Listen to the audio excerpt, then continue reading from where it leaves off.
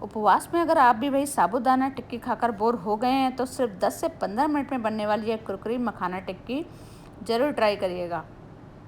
आखिर तक ज़रूर देखिए क्योंकि मैं बताऊंगी इसे बिना टूटे परफेक्ट क्रिस्पी कैसे बनाएं। उपवास स्पेशल मखाना टिक्की बाहर से कुरकुरी और अंदर से नरम। और कल से तो वैसे ही सावन के सोमवार के व्रत शुरू हो रहे हैं तो एक बार ज़रूर ट्राई करिएगा। तो hello friends, welcome back to my channel Mehakti Rasoi. तो चलिए आइए शुरू करते हैं इसे बनाना। इसके लिए मैंने 2 कप मखाने लिए हैं और 2 चम्मच मैंने यहाँ पे घी लिया है। मखाने को हमें रोस्ट करना है जब तक ये क्रिस्पी ना हो जाएं। इसे हमें धीमी आंच पे लगातार चलाते हुए भूनना है। तो बहुत ही कम टाइम में ये बनके तैयार हो जाती है।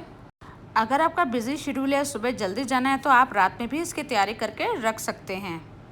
देखिए दोस्तों, धीमी आंच पे 5 से 6 मिनट भूनते हुए मखाने अच्छे से क्रिस्प हो गए हैं। अब इसे एक बर्तन में ट्रांसफ़र कर देते हैं। अब उसी पैन में मैंने 2 बड़े चम्मच मूंगफली के लिए हैं। इसे भी आधा चम्मच घी में मैंने रोस्ट किया है। आप चाहें तो ड्राई रोस्ट भी कर सकते हैं।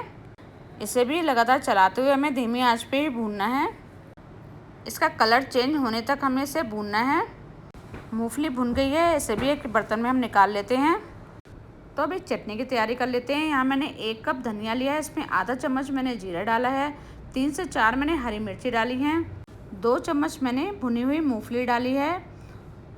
नमक अपने टेस्ट के अकॉर्डिंग डालेंगे। यहाँ मैंने सेंधा नमक का यूज़ किया है। अब चटनी को हम ग्राइंड कर लेंगे और ग्राइंड करने के बाद यहाँ पे मैंने आधा चम्मच अमचूर पाउडर का यूज़ किया है। आप चाहें तो नींबू का रस का भी यूज़ कर सकते हैं। और अमचूर डालने के बाद मैंने फिर से ग्राइंड कर लिया है। तो मखाने ठंडे हो गए थे, अब मखाने को भी हम ग्राइंड कर लेंगे। मैंने फाइन पाउडर बनाया है मखाने का और उसे एक बोल में मैंने ट्रांसफ़र कर दिया है। अब जो हमने मूंगफली भून के रखी थी उसे भी मैंने पीस लिया है, उसे भी मैंने मखाने के पाउडर में मिक्स कर दिया है। अब यहाँ मैंने 2 मीडियम साइज़ के उबले हुए आलू लिए हैं, इन्हें मैंने कद्दूकस कर लिया है। और आलू को कद्दूकस करने के बाद अब यहाँ मैंने 100 ग्राम पनीर लिया है और पनीर को भी मैंने कद्दूकस कर लिया है। और दोस्तों, अगर आपको मेरी रेसिपीज़ पसंद आती हैं तो प्लीज़ मेरे चैनल को सब्सक्राइब जरूर करिएगा और लाइक शेयर और कमेंट भी जरूर करिएगा। दोस्तों, उपवास की बहुत सी रेसिपी मैंने मेरे चैनल पर अपलोड की हुई हैं, एक बार ज़रूर देखिएगा। लिंक आपको डिस्क्रिप्शन में मिल जाएगा। अब पनीर को कद्दूकस करने के बाद यहाँ मैंने 1 हरी मिर्च को चॉप कर लिया है और आधा इंच अदरक के टुकड़े को मैंने ग्रेट कर लिया है। अब यहाँ पे मैंने आधा चम्मच काली मिर्च का पाउडर ऐड किया है, आधा चम्मच मैंने जीरा पाउडर ऐड किया है, आधा चम्मच अमचूर पाउडर, आधा चम्मच चिली फ्लेक्स ऐड किए हैं और आधा चम्मच ही मैंने सेंधा नमक का यूज़ किया है और 2 से 3 चम्मच मैंने धनिया पत्ती ऐड की है। अब सभी चीज़ों को अच्छे से हम मिक्स कर लेंगे। दोस्तों, बाइंडिंग के लिए यहाँ पे कोई भी आटे का मैंने यूज़ नहीं किया है। आलू ही बहुत अच्छे से बाइंडिंग का काम करता है।